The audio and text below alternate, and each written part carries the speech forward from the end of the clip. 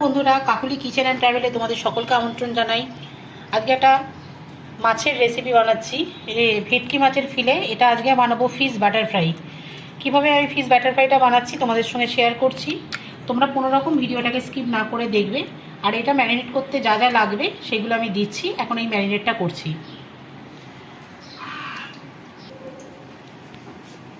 এটাকে ম্যারিনেশনের জন্য প্রথমে দিয়ে দিচ্ছি একটু পাতিলেবুর রস। দানাগুলো পড়ে গেছে, ঠিক আছে, অসুবিধা নেই, লাস্টে তুলে দেবো। একটা গোটা পাতিলেবুর রস আমি এর মধ্যে দিয়ে দিচ্ছি। খুব সুন্দর লাগে ব্যাটার ফ্রাইটা, পুরো অনুষ্ঠান বাড়ির মতো মুচমুচে ফিশ বাটার ফ্রাই তৈরি করব। লেবুটা দেওয়া হয়ে গেছে, এবার এর মধ্যে দিয়ে দিচ্ছি পরিমাণ মতো নুন।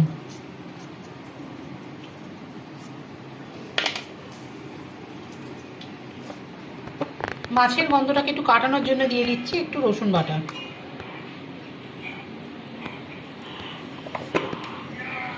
আর দিয়ে দেবো গোলমরিচের গুঁড়ো, একদম ফ্রেশ গোলমরিচের গুঁড়ো দিলে এটা ভালো লাগবে। তা আমি গুঁড়ো করে রেখেছিলাম, সেটাই দিচ্ছি। বেশ খানিকটা দিতে হবে গোলমরিচ দিয়ে। এটাকে আমি 1 ঘন্টার জন্য ম্যারিনেট করে রেখে দেবো।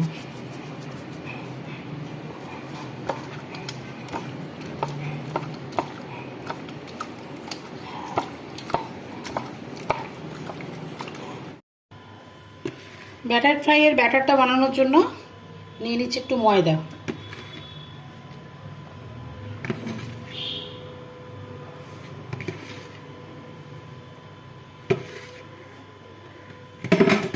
এর মধ্যে দিয়ে দেবো একটু রসুন বাটা,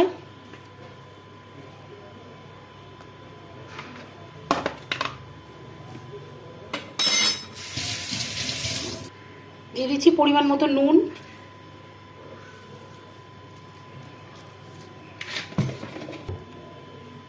দেবো বেশ খানিকটা গোলমরিচের গুঁড়ো,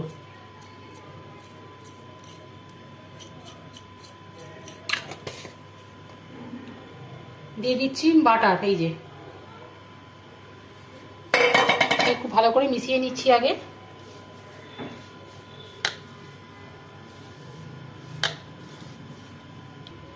খুব ভালো করে মেশানো হয়ে গেছে, এবার দিয়ে দিচ্ছি ডিম।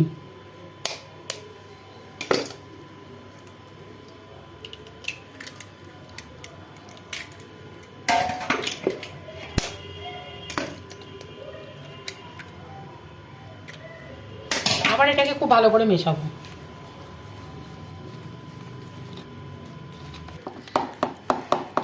ব্যাটারটা রেডি হয়ে গেছে। এই ব্যাটারে কিন্তু জল দিতে লাগে না, এটা গোলাটা পুরোটাই ডিম দিয়ে করতে হয়। ভাজার জন্য আমি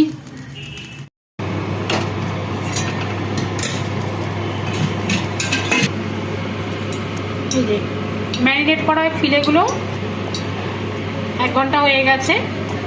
এদিকে ব্যাটার রেডি হয়ে গেছে, তেল গরম হচ্ছে। এবার ব্যাটারে চুবিয়ে এগুলোকে ফ্রাই করে নেব।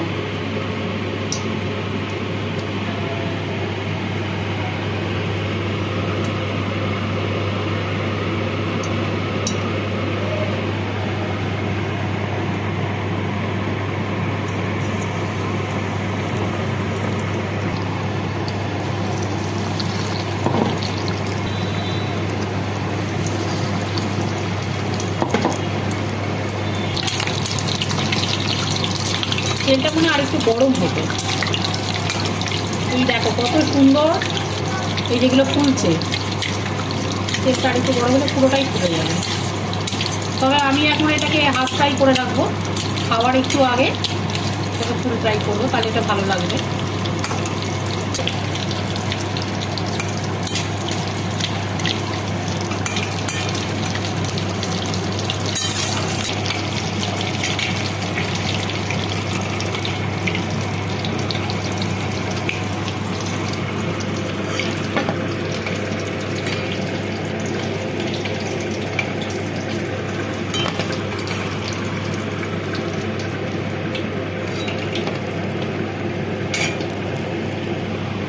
এইভাবে ভেজে তুলে নিচ্ছি, আর বাকিগুলো এইভাবে ভেজে তুলে রাখবো। আর আমার এই ব্যাটার ফ্রাইয়ের রেসিপিটা যদি তোমাদের খুব ভালো লেগে থাকে, প্লিজ আমার চ্যানেলটাকে সাবস্ক্রাইব করো, আমার পাশে থেকো, আর বেশি বেশি করে লাইক শেয়ার করো।